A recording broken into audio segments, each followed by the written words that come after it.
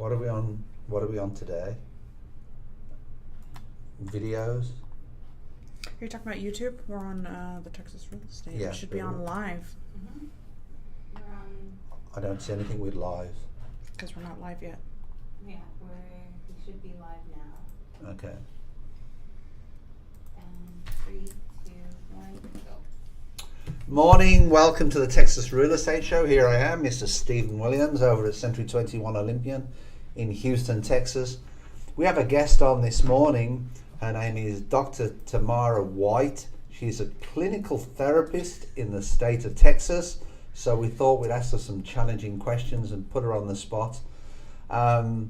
She's been very good to come into the Texas Real Estate Show just to answer a few questions that I think are that relate to real estate and basically all salespeople, to be perfectly honest.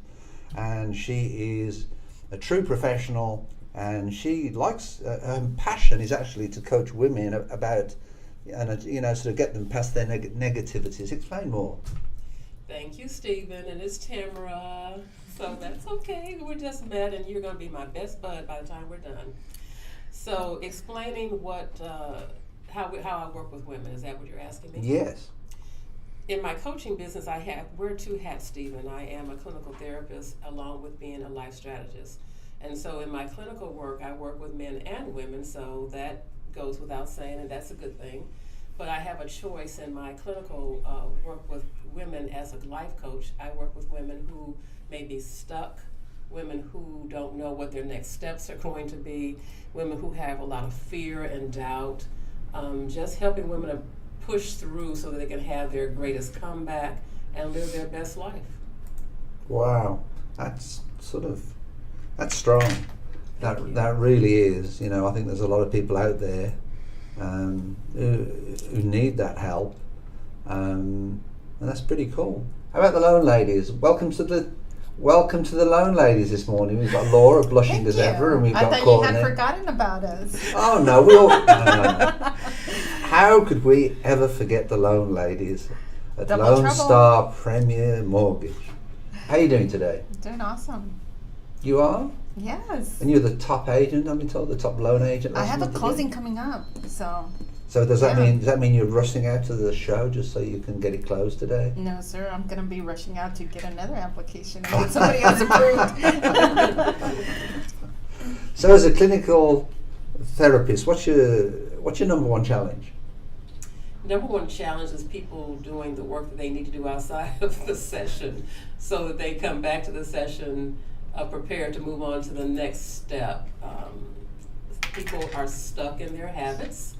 They live by their habits, and when we present new habits, new changes, sometimes there's a resistance to change. Even though they say they want change, there still is a resistance.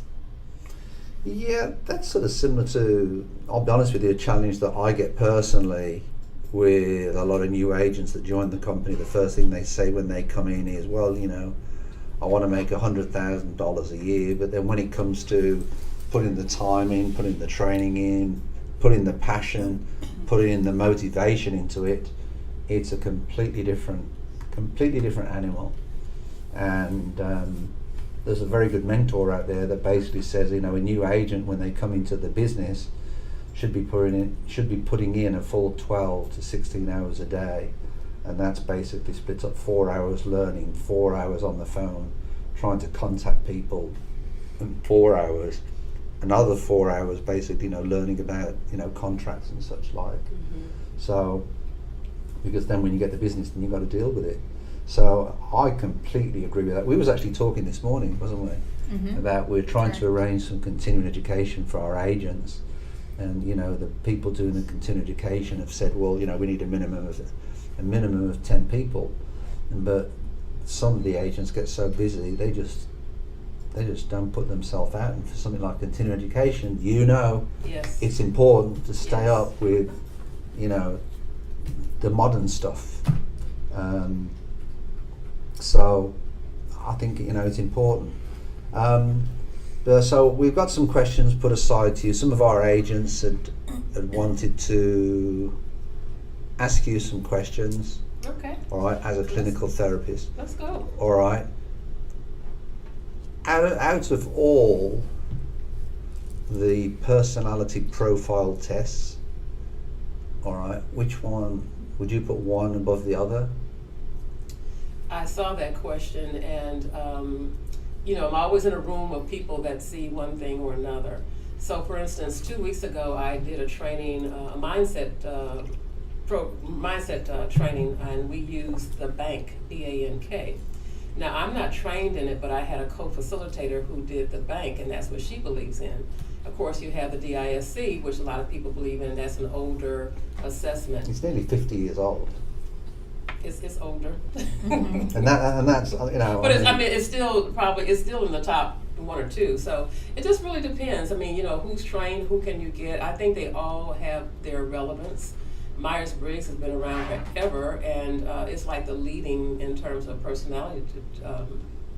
I've been told that assessments. with Myers-Briggs, a lot of top professional directors and such like that are the ones Yes. that use Myers-Briggs. Yes, I've used it before in that setting as well. So it just depends on what that person that you're bringing in wants to do. They all will give you some solid results and will tell you about yourself at that moment.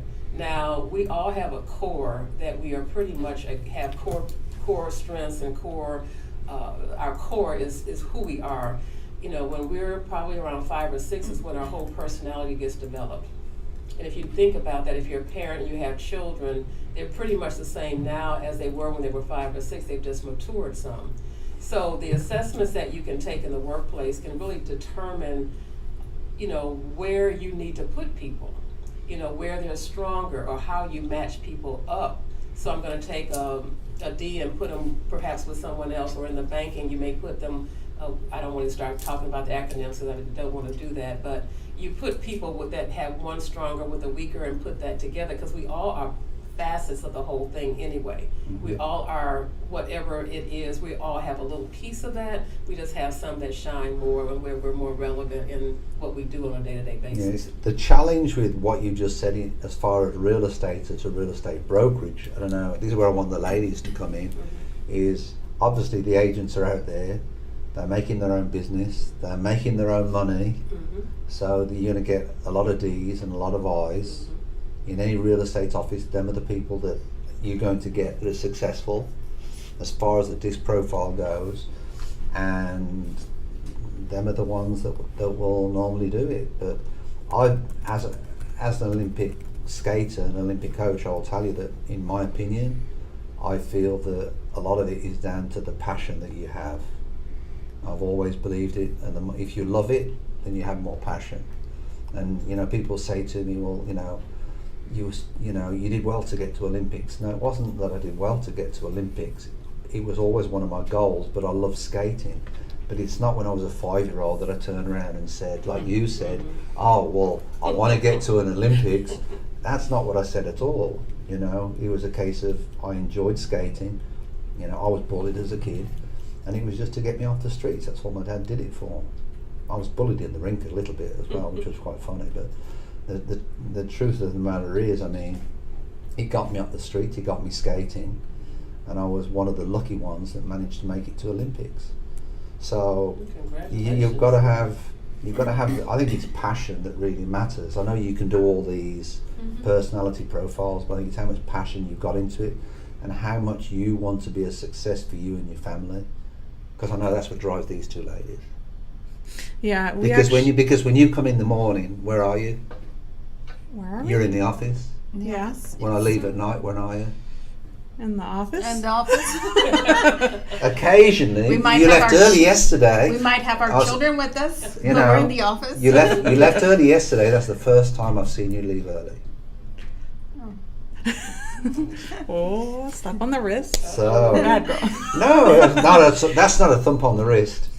That's not at all. It really isn't. Yeah, we actually went to some training at a title company at Stewart Title, and they had the disc training and kind of how it works in the workspace. And it was really crazy to really see our results, Right. because we have chose to work together Yes. You know, we weren't just stuck together. But you see, and but where I I'm think weak, she's strong. Right, but it applies in a team situation. It's like you mentioned, like it's, you know, some of these assessment can be used, you know, to see, you know, to put a team together. Yes. So I actually, you know, enjoyed it because when we looked at each other, we're like, That's us. yes, this is why we're a great team.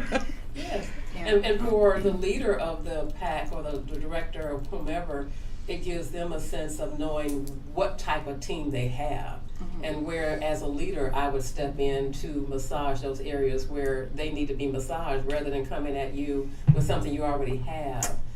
Collectively, it makes it a really sound decision to have something like that in place. So, and also it helps to elevate. So sometimes people don't feel good about themselves. Well, I think what you've got to do, I think it's all about getting to know your agents, because different things motivate agents in different ways. Right. And we was talking about, for example, if somebody says to me that I can't do anything, I go out my way to prove them wrong, Mm-hmm. that I can do it. That would be with the You D's and know. I's. That's right. You know, you know, Make just it happen. very, very bluntly, just don't piss me off. But that's basically, you know, what I do. But yet there's some agents, they're a little bit on the softer side, and then you've got to put your arm around them, like That's you right. say, and you've got to sort of say, you know what, come on. You have to really find out yourself and know yourself so that you know what your strengths and weaknesses are so that you can build off of that The thing instead that- of trying to be something that you're not. The thing that this Right, system right. misses, there's some people that don't want to work with other people, they just want to work with themselves. And I've got agents like that in this office. No matter what you do, they will give referrals to people and they will help people from a distance, but they don't physically want to get into the nitty-gritty. And that's what's such a shame, because they don't want to share on experiences, on problems, and we all have the same problems, you know. So back to you anyway. This is all good. I love hearing You about know, the industry that I know told about. you, I told you that, you know, don't get worried about the questions that we put down. Thank you Is, for that. I see that now. you know, what advice would you give as a clinical therapist for somebody that was just, forget that coming into the real estate industry, but just somebody coming into a new industry? How would you advise them to possibly look into it and look at that? To see if it's a right choice if for it's them? the right choice for them. You know, that's a good question. All my questions are good. Yeah, well, you know, we'll see about that, Stephen. So we're doing all right. So, you know, in coaching and counseling, you're always trying to find out what people's passions are, as you stated. You know, what lights that person up? What is your purpose? I know that we hear that often. Your why. And all that. What's your why? And what are you doing in your life? And that's why people come to me, because they don't know. They need a sounding board to figure it out. Because what you might have done in your 20s may not be what you want to do in your 40s or 30s or what have you. Laura tells me that all the time. So, so it's a matter of doing some research to find out, is this really you? That's why people change jobs a lot, because it's not them. They're in a job to get that paycheck or what have you, or an industry, but it doesn't serve them. And then one day you wake up and you have this epiphany that I need to make a change. And so, you know, I help people massage that. I mean, bottom line, I help them to identify it and to face the reality. Sometimes I'm just that confidential space that people can talk to and share without letting somebody else know, even those folks they live with, that I need to do something different and be something different. Do you think it's very hard for a lot of people to make those changes or to decide to make those changes? Absolutely. Yes, because when you look at, okay, this is how I'm paying my rent here. Right. I've just got a big bonus. You know, I've got this trip, but I hate this job. I hate this industry. I want to work for myself. You know, COVID brought to the forefront so much of that people were just in a job that they absolutely hated. I have to say, that was me. I worked at a job for literally almost 12 years or so. Mm-hmm. And for a COVID change, I changed over to this. And I had a really hard time with any kind of changes in my life. So even Laura will attest to this, that I try to do a lot of changes. When I go to a restaurant, I'll be like, what's good here? Oh, Lord. You order for me. Go ahead. Waitress, go ahead. Give me whatever you want. So I try to stick myself out there to make those changes because I used to be afraid of them. Well, good for you, Courtney. That's excellent because She I likes would- being vulnerable in that area, and I'm like, I have the hardest time letting a waiter pick my food, no matter if it's a 5-star. But you know, Your choice. Your choice. I'm Just kinda- know that at that some of moment, it has you're But rubbed off. anytime you make a change, whether it be it's good though. It's personal, Mhm. whether it be on a professional basis, whenever you make a change, you're always looking back over your shoulders thinking, was that really the right decision? That was me. Was that really the right decision? You know, when I got you guys on board, you know, I've been with the previous company for 12 years, you know, do I look on it back now and say, was that the wrong decision? He was a good guy, but the truth of the matter is I have no regrets now because I know that it was the next step for the company. And that's a I'm glad natural you say thing that, to- Stephen. That's a natural thing to think. No, It's but I natural mean- to think that. These are natural things. These are things that in our subconscious mind we're going to be wondering, did I, should I? But when you take that step and move forward, And it wasn't easy for me to make that step. no, it's It not. was not easy Not to in make that everything, it's step. not easy, but you made the step to move forward because you have to live it out, you have to walk it out, you just have to believe and trust by faith that it is the right decision. And if it's not later on, then you just say, okay, oopsie, that didn't work out, and you just kind of recover and move on. Right. Now, when you say recover, I have another word for that. I think a smart person I once knew said to me, he had a very successful business, and he always said to me, if you make a mistake, be honest enough to open up to the mistake, but never make the same mistake twice. Right. If you make the same mistake twice, then you've got a serious problem. Right. And that was my dad. I like when people- He brought me up on that. I like what people say, what does insanity mean? Keep making the same mistake and Over expecting a different. results. And, Yeah. and it's like just face it and keep it moving. You know, nothing changes if you don't change. You'll still stay stuck, and it's, you know, as you grow in life, you'll hate that you didn't make that mistake, that you didn't, not the mistake, you didn't make that move 10 years ago or 5 years ago. You know, do it and keep it moving. And give yourself grace. I want people to start giving themselves grace. And what I mean by that is you make a mistake or it didn't work out, stop the beating up of yourself. You know, stop downing yourself. Stop saying, oh my God, who am I? What am I doing? That's what keeps you in a hole. Just realize it. I teach clients to realize what happened, face it, and then have a plan of action and then move forward. And if you don't have a plan of action, that's why people reach out to me. Right. Is there like a particular age range that you see the most common in females or males that come into a conclusion that they need some sort of, you know, clinical therapy? You know, the range. Because, you know, we all hear like, you know, midlife crisis. No, it happens before then. It happens before then. So, for instance, right now, I can tell you that for females, it's around 35. Because it's, and for men, it sometimes it can be 30 to 35, you know, because I see some men that are younger. But it's that epiphany where I've done all this stuff, and now what is the next step? This is not working. I don't like it. I don't want to do this anymore. I want change in my life. That's when they're realizing that they can face it and say, I need somebody to support me here. I'm ready to make a change. Usually around 35 for women. Can I say something on that? Sure. Uh-oh. You are on the nail, because I came across to the States when I was 35. Because where I was, ding ding, Yes. in England, I'm thinking to myself, why am I hitting my head against a brick wall? I'm going all over the country and we've got the same problems, and there just wasn't the push, in my opinion, on where the skating industry was going over there. And I was just lucky enough to get a call because I'd just been over to the States, and somebody called and said, you came over here and you didn't see me. And he said, and I actually told him, I said, well, I lost my job yesterday. Have you got any jobs in America? And it was all a joke. And then he turned around and said, leave it with me, I'll get back to you in a week. And I got myself a part-time job. And I ended up then coming over to the States, and I've never looked back. That's wonderful. You know, So glad it's you funny know. how you said about 35, because I'm thinking that Yes, that yes, is yes. on the nail, because I do. That's actually it's so strange that you say that, because there were so many reasons. I'm on about personal reasons. I was lucky enough at the time before I left, when I actually owned my own house. I was lucky enough in a position where I owned my own house.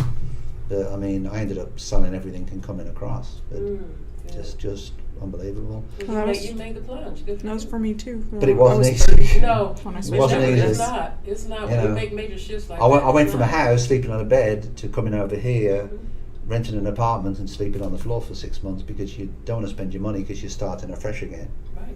So it's difficult. So what do you think the biggest obstacle that any salesperson faces? Fear. Yeah, that's Fear. exactly what I think as well. I think fear of failing is the biggest reason, Well, and especially when they're making that jump. and And a sales. rejection, I Yes, I think it's Yeah. a lot of fears. It's a combination of.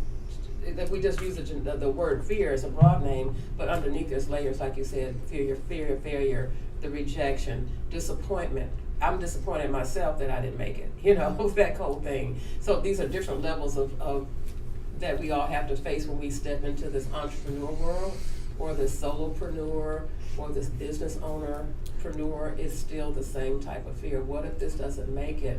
Because if you read the news, you see things that didn't make it. You know, sandwich shops closing up, just businesses that there's a lot of money on the table that has to be paid back to somebody because it didn't make. So really knowing yourself, knowing what you are strong at, knowing what you are good at, knowing what you're supposed to be at, knowing if you need to get a business partner, knowing if you need to get a mentor.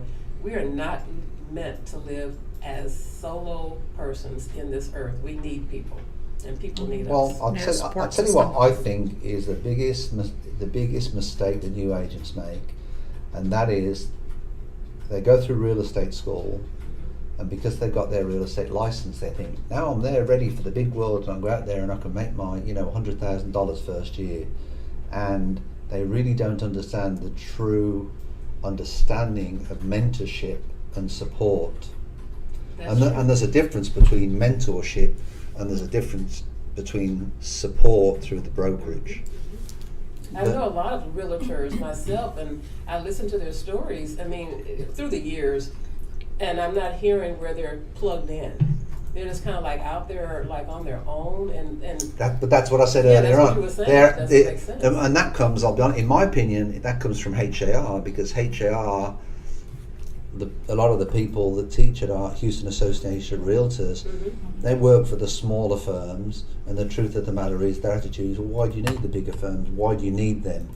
Well, we bring a lot to the table. The branded firms bring a lot to the table because of the volume of agents that we have. We bring more to the industry because of the tools that we have. I'll kind of give a little tip to any new agents that might be listening to the podcast, but when you get on, you don't have that experience, you don't have the knowledge, but you should rely on your team, your mentorship, and you should also rely on the brand. So to give people trust in you, rely on the brand that you joined up with, because they already have it in the market. They're already out there. They have trust with clients and everything else. And to do that is going to really help. But, this is being your own, it's almost like owning your own business. If you don't get off your butt in the morning, nobody's going to be calling you and asking you when you're going to come to work. You have to have the drive to want to do it every single day. You got to have the passion. that's true. That's true. Right up, straight up, Courtney. What do you think about the workplace imposter syndrome? Oh, the imposter syndrome. That is huge. Imposter syndrome is a huge thing now. I tell you the two things that are, I hear that and narcissism. And it's Well, all please pretty- explain it to me, because the only time I heard about it was this morning. Yeah, me too. Imposter syndrome that's a lot of doubting. You're walking as a real estate agent and you're constantly doubting, like, I shouldn't even be at the table. I'm not good enough to be at the table. I don't know why I'm here. I don't even have enough going on to be at the table. And so why am I here? So it's a lot of self-doubt. And so I'm imposturing because I'm acting like I should be at the table.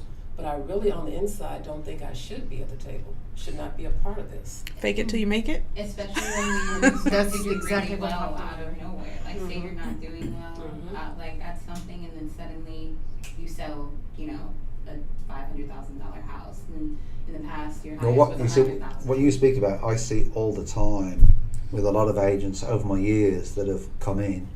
My first mentor said, fake it till you make it. Well, That's what popped in our heads. Yeah. That's what we're talking about. Fake it, and you said, don't tell any lies. You don't have to tell any lies, Yeah. but just You got to Fake have it. the Fake it confidence. fake it till you make it. In other is what he the meant thing by is. was, Yeah. you've got to have that confidence and Confidence. aurora. That's different from imposter syndrome. Right, that you basically can do it and you're confident at doing what you're doing. Well, you're not going to have a client that's going to have confidence in you if you don't have Um, confidence in yourself. Right. And one of the mistakes that I made when I came into this was I came into the business with the impression that the mentor that I had, right, that he was going to follow me with some buyers and sellers and everything else. Oh, no, And he you on said your to own. me, he said, that's the worst thing that will happen. He said, you Yeah. need to go by yourself. Yes. And what he said, you practice your script 5 times. Once in the office, 2 in the car, 3 with the client, 4 when you're driving from the property, and 5th when you get back into the office. None of them in front of the mirror? Eh? I don't want to look at myself. Why not? But basically, that's what he said 5 I'm on times. Steven's side on and, this and one. and he said each script is different, and it is because each property is different. But he says gradually you'll feel the different things that you say. You'll adapt to different circumstances. And what I want to sort of, as a coach, one of the biggest mistakes I find agents make is, you can do all the classes in the world, you can take all the advice that you want, you can watch all the podcasts that you want in this world, but if you are not good at applying the information in your head to a particular situation, all right, sometimes with a little bit of originality, keeping within the rules, all right, then you're lost. Because the amount of times that you've got to learn to apply the information that you got to a particular situation. If not, that information or class that you go to is worthless. It still gets back to what we're talking about now is, do people have the confidence? Do they really believe that this is what they should do? Are they in the right space? The self-initiative that it takes to, as I say, to be a business owner, to be an entrepreneur, it's not for everyone. And so we had this whole slew of people after COVID. Everybody's going to be an entrepreneur and open up all of this stuff, and they don't really know what they're doing. They're not getting the training. So you have to let people guide people, and if they don't want to do it, they just don't want to do it. I'm going to back up something that you said. When you- COVID happened, I heard about this thing about people trading. Oh, you've got to do this trading thing. Yes. I don't want to go in there how much money I lost. But basically, I just want to say, let's just say it didn't go the right way. Yes, I get that. I have to say, we had some coaching, some life coaching before with our business, and I don't think we really, well, I'll speak for myself. I didn't really apply it a whole lot, so it didn't help me a lot. What about you? I applied some nuggets, but not. Oh, you've been to Buc-ee's too much. Yes, I'm a Buc-ee's fan. So I applied some stuff into my personal life, into my business, and just sometimes I think about it and I apply it. But did I apply everything? Honestly speaking, no. Well, it depends on. And how I did long- spend- Hold on. Let's go And back. I did- Let's go back. Let's go I back to did this spend disc. thousands of dollars in it. Let's go back to this disc thing. What was you? A D and an I, Yes, a D and an I. and you didn't apply it. Some of it did not. I'm not saying nothing about the program. Okay. So Did you pick up a couple of things that you applied? I did pick Well, then quite that's a a step in the few right that direction. did apply, right? But some stuff that I didn't really. It's like whenever you're listening to, let's say, I don't know. Let's say you're just listening to a coaching thing, right? Mhm. Some things do apply to you Yes. specifically, and Yes. some things doesn't. Okay. But let's say if you rehear it at a Mhm. different stage in your life or different circumstance that you're going to, you're like, oh my God, why didn't I hear that? You know? I Right. think it Right. also So- depends on who's teaching it. And it also Hello here. And I've got one question which I'm ashamed to ask you. No, go for it. All right. Oh no. But one of our agents asked it this morning, and even when one of our agents said this, I'm looking at them thinking, really? They made two statements. The first statement was that there's a very high percentage of real estate agents that are alcoholics. Mm. All right. Now, where they get that information from, I don't know. Yeah. Do you know where they get it from? Do you know where he got it from? I don't know. Don't put me in that bucket. I don't know. I mean, He said there's what is it when you get into HAR? They give you a free bottle of vodka or something? I mean, I don't know. I will have to Well- say there's a lot of social events, and what revolves around those Oh, social well, events. I'm inclined to agree with that. They do have a lot of social events, so That's what I'm thinking that, they were Agents of- referring to, because every event that it's a real estate social or is alcohol and free food. or There is a joke in the industry, even Yeah. if you're not a producing agent, you can always get free food every day of the week. And the It's truth, true. and the truth of the matter is, But my in these attitude events, is, as it's a producing alcohol. agent, I want to go and produce my own business, then I can go to any restaurant that I want. I don't want to be forced to eat seafood every day, if that's on the menu, at a free open house or broker open house. But if you look at these real estate socials, at least the ones that I've been at, there's a lot of people taking smoke breaks, and there's a lot of people heavily drinking. I mean, per my experience. I mean, I'll that agree. is not Where are something these that events? social media. Okay, so let me ask you a question, all right? I'm not a fun drinker, So- Quick tips, Do like it, but not a lot. to relieve stress, all right? What can they do to reduce stress, all right? Other than smoking and drinking? I mean, there's so much more. I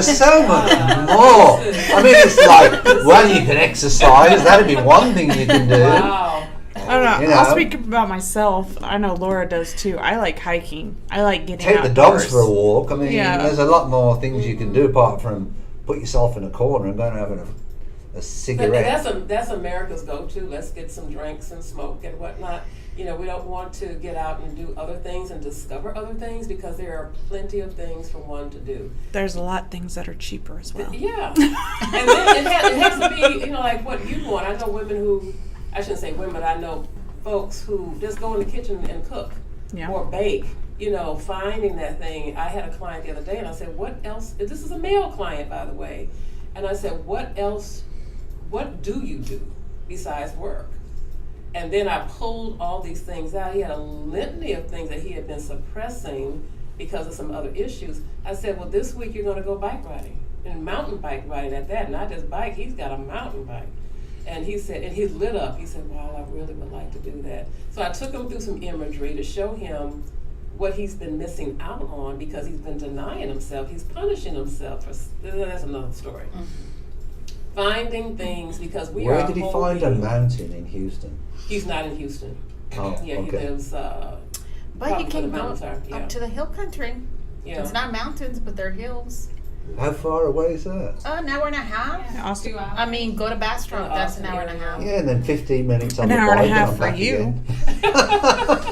Well, How long do you think I'm going to last on a bike? Fine, you're this. That's not, obviously, this is not you, but find something that lights you up, that you really want to do Like outside of Memorial. work. Yeah, like going to Memorial Work has HE. too much. nice Work. trails. Well, That's I why work all 7 this days a week, and I enjoy, Oh. but I enjoy working. That's I'll be too honest much with work. you. That's too I much. enjoy Too working. much, Stephen. That Yes. is too much work. Can you direct that this way as well? Laura, Yes, we do not work 7 days a week. We Yes. rest. But do you know what I at find? least This is one. what I find funny about. I did, but you know let what? me tell you I that. did put boundaries because Where are your boundaries? my boundaries after working for a whole year, like up to almost, I felt like, most of the time was 4:00 in the morning when I make my switch. It was Make like, your I need to switch. make boundaries, trade. She's had a lot of brokers. changes in the last like 5-6 months. So that was like at the beginning of the year, right? Okay, that's what. So I made a change, and I was like, okay, making this change, but I'm putting boundaries. And where was I liking Oh, that's my the favorite word, boundaries boundaries. was, time for my family, because I noticed that I stopped dedicating time to my kids, Yes. and my husband, my church, stuff that, like you said, what do you like doing besides? It's like volunteering. I love volunteering, but I wasn't giving myself honoring my time for that, so yeah.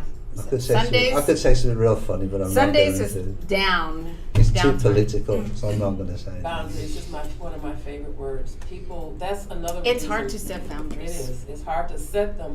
No, it's not hard to set them. It's hard to maintain them. We can sit here and maintain, set a bunch of boundaries, but are we going to really maintain them? Mm-hmm. That's why you have the world. But do you think bird. that's a problem in America? Yes, that's one of them. That's one of them. And when people work too much, It is. there's no balance. Steven, take a break. No, I'm not. But I'm saying it's like, honestly, it's like people say there's more freedoms in America, and they say in Europe we relax more than what we do over here. But over here, like I think you're actually sort of getting to, is over here it's such a quick pace. Yes. Yes, it's very difficult. In but- Europe, for God's sake, if you work for a company, you get paid healthcare, you get paid time off. If you're having a baby, you get paid for having a baby. Oh yeah, there's Nice. paternity and maternity leave. Yes. Even the kids will go home for lunch.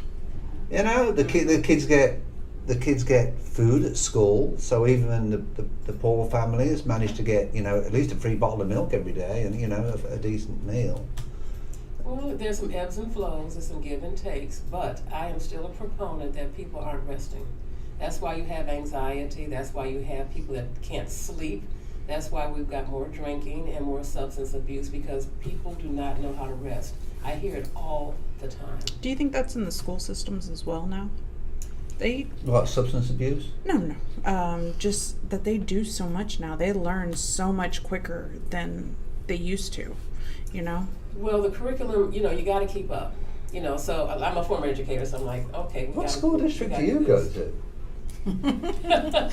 I don't even want to say. Well, it's the kids. It's always the kids that your honor students, the kids that like to do a lot of activities. You even have to balance that, because a child will come to you and say, "I want to do band and speech," and they'll list off five things. I can't. And you have to curtail that. Like, let's sit down, honey. Let's talk about that, because When- you can't do all five. Absolutely. When my kids went through high school, all right, it was a private school, but I would have to drop my kid off at 6:30 in the morning to do an hour of basketball practice. Yes. Then he'd go to school, and then in the afternoon he'd have band practice, because Yes. there was a Scottish band. It was a Scottish school, so he'd play drums or bagpipes, whatever his thing was he was doing at the time.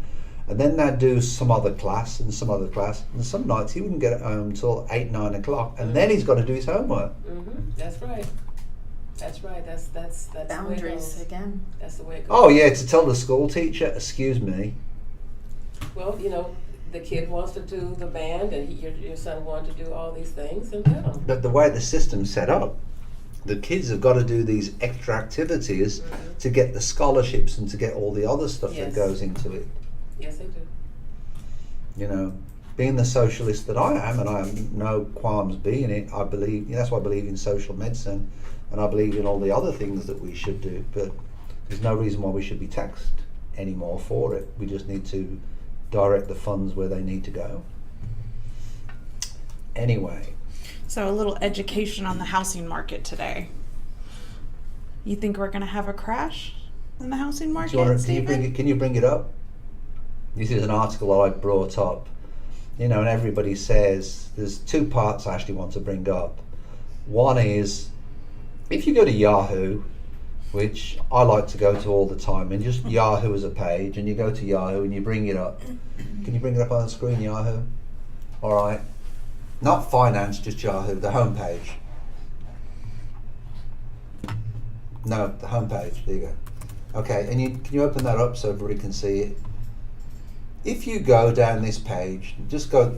America is refusing to do one thing that should the great people shortage. Hold on, just go down. We say probably close to 100k rich Americans are snatching up prime real estate overseas as the housing market drops in Europe. That is a case at the moment, just so people know. You can get yourself a free house in South Italy. There's houses available in South France. My niece has just bought a house in South France. It was an old barn that she's turned into a house. But if you go down there, look, Cool Spring Housing Market, the interactive map shows home values by zip code. Go down again. The different messages that you get from these are the 20 most underpriced housing market in the US. It's all up and down and all over the place, and it drives me nuts. And no wonder it's confusing for the consumer. And one of the things I want to basically say to everybody is, go get yourself a professional who knows the local marketplace in your area, because the truth of the matter is, there's so much. There's a lot of misinformation on the internet, but there's also, everybody is trying to guess what the market is going to do. We can all state our opinion. Which is like the stock market, which is like the stock market. Yeah, we can all state our opinion on what's going Right. to happen, but we can't guarantee it. Absolutely. But a lot of people, you know, And we've been saying on the show for the longest time, especially in the South, when we're looking at Texas, well, Arizona, Texas, Louisiana. What else is there? What's the other one that you New go Mexico? through when you get to Florida? Alabama, Alabama. Mississippi. Alabama. Louisiana. So when you go through all them states, the house market is actually pretty reasonable compared to other parts of the country.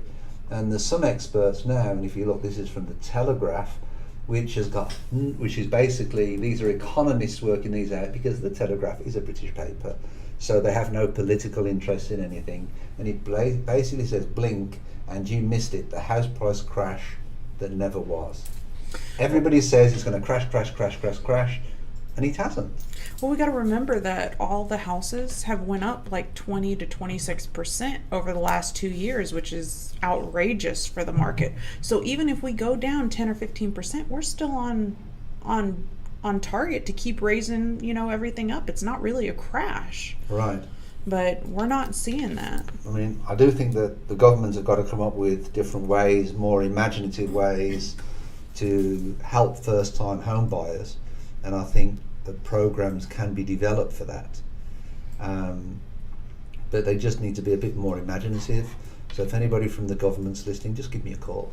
There used to be a program in California. One of my friends was part of it, and it was trying to help young home buyers get houses. So they would give them up to like, they would help them with their loan up to like $75,000, just to kind of get them started and things like that, so that they could purchase a house. And you have to be between like 22 and like 28 to be a part of this. And The this problem special with grant most to of be those programs is how do you get qualified, and how hard is it to actually get that program? Hey, they work at a restaurant, so it wasn't really that bad. It was just because, young people, we think that we can't purchase houses Right. at our age. So, Let me- they were trying to get them to actually do that. So they made it decently easy, but, also people look at paperwork and they panic, so they're Let like, me- oh my God, 20 pages, I don't want to fill this out. All right. So, At one time, and I don't know if it's still available, there used to be a program in the UK. So you want to buy a house, all right? And what it would do, you would rent the house and you would also buy half of the house. So if you buy a house now, what's a house going to cost you? 250,000, 300,000. I don't know, I'm trying to buy my condo. So you would basically rent, all right, and you'd basically pay whatever the market rent was. You wouldn't pay your full rent because you own half of it, all right. But the price of the property is locked in. Do you understand? So as the property of the house goes up, plus you're renting it and you're paying your mortgage, you've got more equity in the property. So even if you wanted to sell the property in 10 years' time, you've still got some equity in it. It's a return. And I think it's a very imaginative program. My aunt actually, she's not watching because she's going to be upset with me. But my aunt, she went through a pretty turbulent time, and she bought her first house through that program because she was a single mom at the time, and she had 2 kids, and it was an absolutely wonderful program for her. Yeah. But So it's not we'd have to see where would that money come from. So, but it's not costing. How is that costing the government any money? For the people that don't pay. Yeah, somehow you have to pay it back, right? So even like down payment assistance programs, which are great, depending. But you see, know, I think Depending I on think this. with a down payment assistance program, it's costing the government more money. well, it's costing the buyer. Yeah, because And- usually there's hardly any down payment assistance that is going to have the same rate as if somebody goes in there and pays for it and buys it without it. And some of these programs that are offered, it comes back to, your ethics as a loan officer and your honesty and a whole bunch of stuff that come with it that we don't want to unravel right now, but you have to tell the buyer, yes, you can buy a house with this, but it's going to cost you not to be able to sell your home in 5 to 10 years, 3 years, and we do not, it's unfortunately so much social media out there that these particular lenders are not being honest and telling them that it is possible, to get all these other programs, but does the consumer actually want to take that risk? That's an onion that they do not want to unravel and do not share that information. Yeah, I think it's just down to everybody's situation and is different, and hopefully you call somebody that's Honest, looking yeah. out for your benefit, like these people right here. That's right. And another thing that you mentioned, the rent to own, there are programs like that we handle but the consumer has to put something down. But I mean, there are programs that are available for different levels of that people are at in their life. But home buying, it's actually a game changer that can set you up for a better life. Well, I think it's the first step on the ladder of life, as I call it. When I came over here, the first thing I wanted to do, I bought an old Volvo that cost me $500. That, in repairs, cost me more money over 2 years than what the car was worth. But I just kept it going to save more money so I could buy a house. Mm-hmm. And I ended up buying a VA foreclosure. Wasn't real happy with the realtor that I used at the time, but the truth of the matter is, I mean, it was enough to get me into my first house. But it really goes to what your priorities are. But the problem is today, you've got the average wage in the country, which is what, $35,000. Like Kay was saying the other day, the average income in the US is $35,000, and to buy a house, you've got to be at what, 60? That's roughly the price. Or to even rent, you've got to have 60. As an average in the country, I saw that. So that's It's different in every area, right? But well, and down to the landlords, because the average is a landlord that's really tough wants to see the tenant owning 3 times the rent on the property. all right? But the truth of the matter is, I don't, as a landlord, I don't look on that as the most important thing, but I'm a softie. But I really don't, How you did you know. score on your test? I really Very want to good, look. Laura. I really want to look at, you know, the criminal history, and I want to look at their That's eviction important. history, because if I've got to evict them, I don't want to go and evict them and have a 9mm on the other side of the door. That is true. Welcome to Texas. Yes. So, is there anything else you want to add? I do want to add. I always want to add. Oh, goodness. Let me ask this question. Do you think that people think more of that one negative thing, like for like a longer period, like 24 hours, than a positive thought for a minute? Do you think that statement is truly The true? statement or is true. Somewhat true? I'm not going to collaborate on the time, but because that's Because everybody's different, right? yeah, everybody's different. People do tend to divulge on the negative. They focus and focus. You throw. I mean, I'm doing this work every day, and I hear it, right? So I'm putting out something positive, and they want to go back to the negative, but that's where they're comfortable with. Some people can't take a compliment. Think about when you compliment someone, they can't take it. You know, I can't. It's a beautiful dress you have. Oh, I just got this old thing somewhere. You know, I just, they can't- if they somebody's can't saying to me, I just like to sort of walk Mhm. off. To me, it's like, And there's nothing wrong with accepting a compliment. It's just a matter of how you look at it. Folks think it's some type of, you know, think I'm better, or you know, I'm all of that in a bag of chips. No, it's just a nice thing to say to someone, and your response should be thank you versus thank you and all this other stuff. We have got to learn how to. so I should just say how thank to- you and a bag of chips. Yeah, how to Grace. curtail our conversation where we're not giving out more. Just like if you can't do something, people feel like they need to say, well, I can't come because I got a doctor's appointment. Can't come because I got to go pick up my kids. I can't come because of all these things. You don't owe people that. You owe them the option of saying, I can accept The the politeness invitation. of it. And I'm sorry, I really can't. Now, it depends on your relationship. You two are buds. You probably would tell her. You would tell Courtney, I can't come, girl, because... No, she wouldn't tell me. I'd just ask her. I'd be like, well, what you doing? Yeah, well, you know, that type of thing.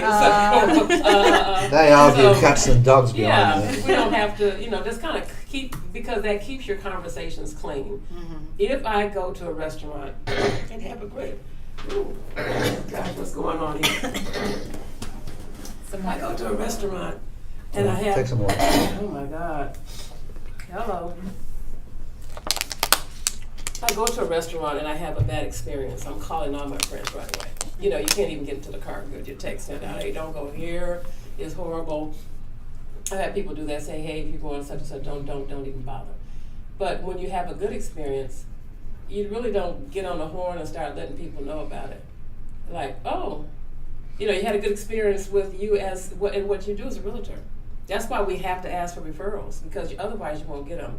If it's a bad thing, people are all over social media. Think about how we do now. Oh my God, this person's trash, and they're trashing people left and right. Very seldom you see a good thing. So yes, to answer your question, we do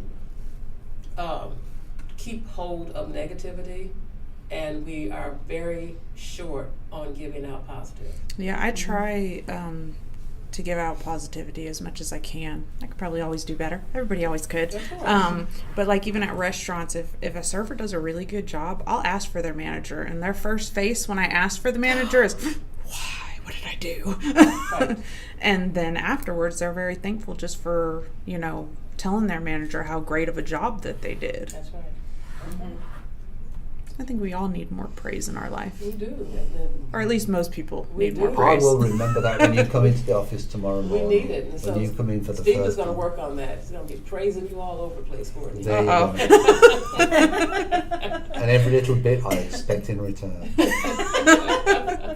Yours is given, mine is expected. Well, thank you. I always know what is on your mind. Uh-oh. I am definitely in trouble.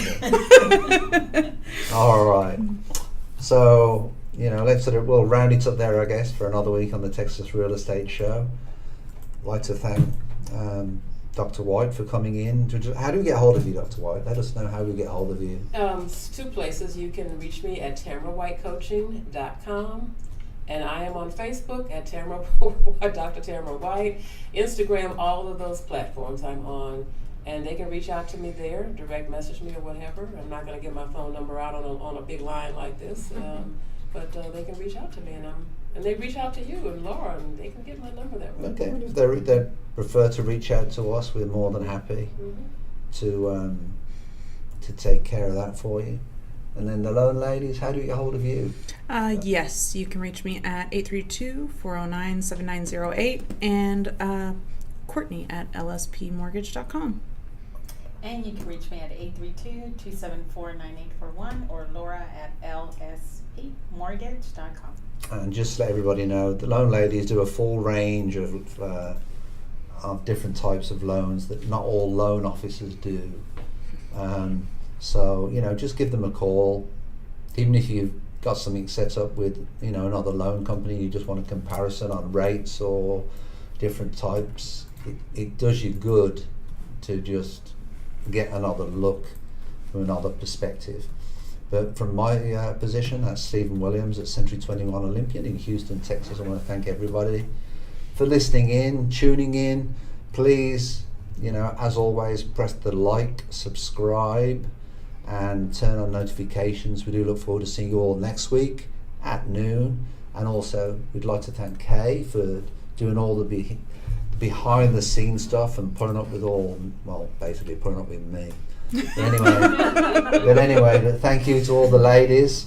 I've never felt so intimidated being surrounded with this amount of ladies, so thank you very much. Have a good week, guys.